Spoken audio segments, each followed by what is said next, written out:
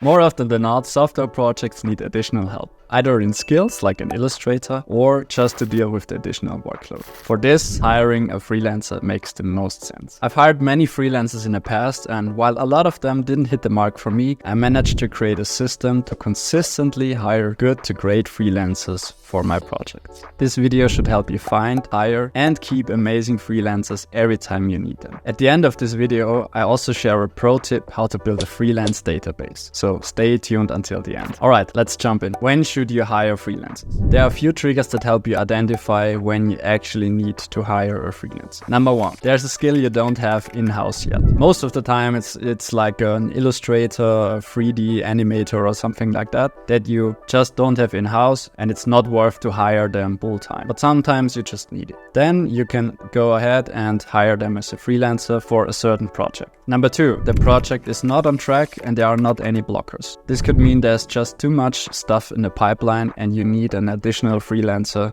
to get this stuff done. Even if it's more expensive, it's more likely that you get the project done on time. And number three, your team requests more resources. This is a very special case because when your team asks for more help, you have to give it to them. They deserve it. Not only they deserve it, but also you put the ball back into their hands. Because if you give them the resources, they have to deliver. If you don't give it to them, they can still say, hey, yeah, we just didn't have enough resources. And that's what you want to avoid, so they can hire a freelancer to add it to your team. In any case, you can hire a freelancer before the project or mid-project. If you want to hire them mid-project, you really have to have a freelance database or some kind of network, because it takes some time to get them on board.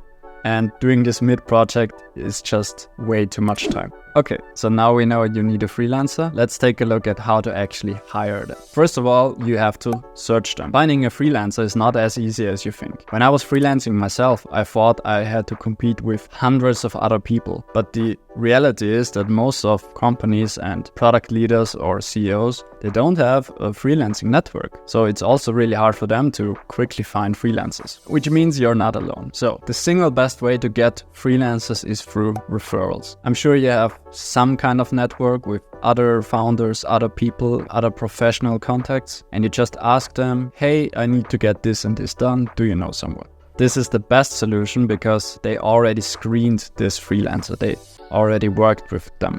So if they refer them to you, you can sure that they're doing good work, or you should be sure. The second best thing is Upwork. You can find a lot of good freelancers on Upwork, and it's fairly easy to set everything up. You just create an account, put on a job posting, and then you get a lot of applications without having to pay a penny. The thing you have to be aware of at Upwork is that freelancers are not as good as the review says. That's why you have to have your own screening process to make sure that you find a good freelancer. The third thing to look for freelancers is LinkedIn. A lot of them have set up profiles on LinkedIn and are looking to find jobs. So you just go into the search bar and look for the job you're looking for, and then you just connect with them. This is also quite effective. So after you've found the freelancer, you have to screen them. So set up a call with them or a coffee meeting and ask them to prepare a project that's similar to yours. You basically want to answer 3 questions. Are they good? Are they available? And can I afford them? The single biggest factor in all the freelancers I've hired so far that shows that they're really an expert and they know what they're doing is they ask a lot of questions, like really a lot, and they never stop. Do you have wireframes? When does the project end? Do you have any other people on the project? Where can I find this information and this information? They want to have all the facts straight before, and this really shows that they know their stuff. Inexperienced freelancers just say, yeah, I want to get started. This is a cool project. Let's do it. And then on the road, you find out that they don't know where to do this. They don't know where to do that because they just lack experience. So again, amazing freelancers ask amazing questions. So basically in the call, you ask them to walk you through their project, and you ask a few questions like, how did you do this? How did you do that? Where did you learn how to do this? And you basically want to find out if they really did the project and if they know what they're doing. Then you have the chance to say, okay, thank you, I've heard enough. I'm gonna let you know if I want to go for you. And if you want to continue the call, if you think they're an expert, then it's time to ask if they're available. A lot of people forget about this, but this is quite crucial. You know how long your project should take. So you ask them, are you available from this to then? They say yes, great. We can continue to answer the final question, and that is budget. It's really important that you identify if you can actually afford them. And also if they want to work for you in that budget. You can either negotiate an hourly rate or you can agree on a fixed project fee. I usually ask them what they prefer and then just go with it. And needless to say, if you can't afford them, you just have to move forward and find someone else. After screening comes the actual hiring part. So if you use platforms like Upwork, this is fairly easy. When hiring apart from the platform, you have to make sure that you have a good contract and that they sign an NDA, but I can't help you on that. I would rather suggest you ask a professional.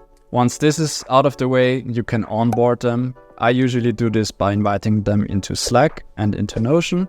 And in Slack, they see that their first task is ready in Notion. They can check it out. And it's usually a task that they need to do anyways. Like, for instance, a mobile developer, the first task is set up your environment on your laptop, for instance. That way I can ensure that they know how to follow tasks and I can make sure that they are already set up for the real tasks. And after that, I just make sure that they have all the access keys they need in order to do the work when the project finally starts. Now let's look at the juicy stuff. The pro tip, how to always have good freelancers available. As said before, especially when you are mid-project, you want to make sure you have freelancers available and you don't have to start looking for them. How I did this is by creating a freelance database in Notion, and everyone has a field with their portfolio, their rate, their availability, their skill set, and a rating from 1 to 3. And how the rating works is when they start working with you, the rating is 1. And if they manage to deliver everything was good, the collaboration was good, I increased the rating to 2. And if I decide to work with them again on another project and they're again really good, then the rating goes to 3 stars. This is the highest you can achieve, and then you found out that this is a freelancer you want to work. If you want, I can create a template out of this database so you can have access to it too. I don't have a template yet, but if I get someone to ask me, I will create it. This is it. I hope you enjoyed the video. I hope you learned something. And if you have any questions, feel free to drop something in the comments or just reach out to me on either LinkedIn or by email.